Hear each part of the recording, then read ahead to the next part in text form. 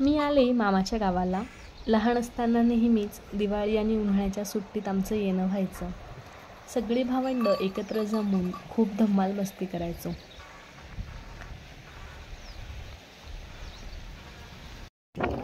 इथे शेतात पाणी भरायचं काम चाललंय। ही घराजवळची विहीर बरीच खोल आहे। याच विहिरीत माझे भाऊ पोहायचे आणि आम्ही मस्त मजा बघायचो। मला मात्र अजून काही पोहणे जमले नाही। इथे बाजूलाच पाण्याचा पाट आहे। पाटाला पाणी आलं की लगेच जवळच्या विहिरींनाही पाणी येतं।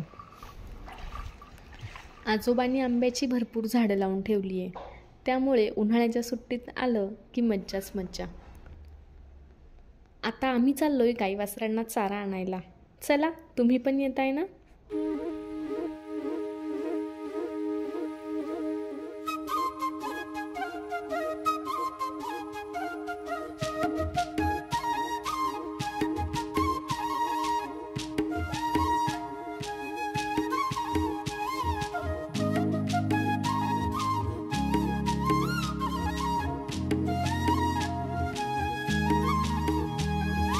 काय सांगू राणी मला गाव सुटना, कसं सांगू राणी मला गाव सुटना। काय सांगू राणी मला गाव सुटना, कसं सांगू राणी मला गाव सुटना। बंद गळ्यामंदी माझं मावनाग अंग, जीनच्या कापडामंदी दुनिया झाली कशी तंग। जो तो हाय राणी आपल्या धुंदीमधी दंग, मानसांनी मानसांचे सोडले का रंग। म्हाताऱ्याच्या धोतराची गाठ सुटना, काय सांगू राणी मला गाव सुटना। काय सांगू राणी मला गाव सुटना, कसं सांगू राणी मला गाव सुटना।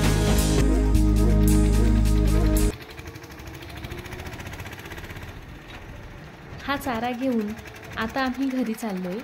आज पहिल्यांदाच मी ट्रॅक्टर चालवून पाहिला, खूप मज्जा आली।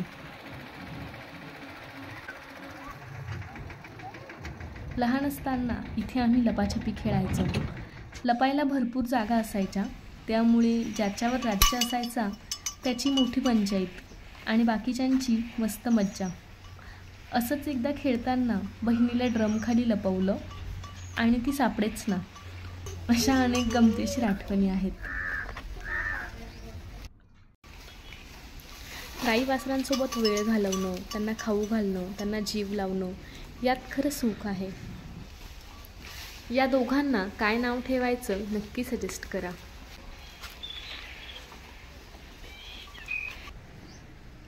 शुद्ध हवा, पक्ष्यांचा किलबिलाट, गाई वासरांचं हंबरणं, या सगळ्यांनी एक वेगळाच आनंद मिळतोय।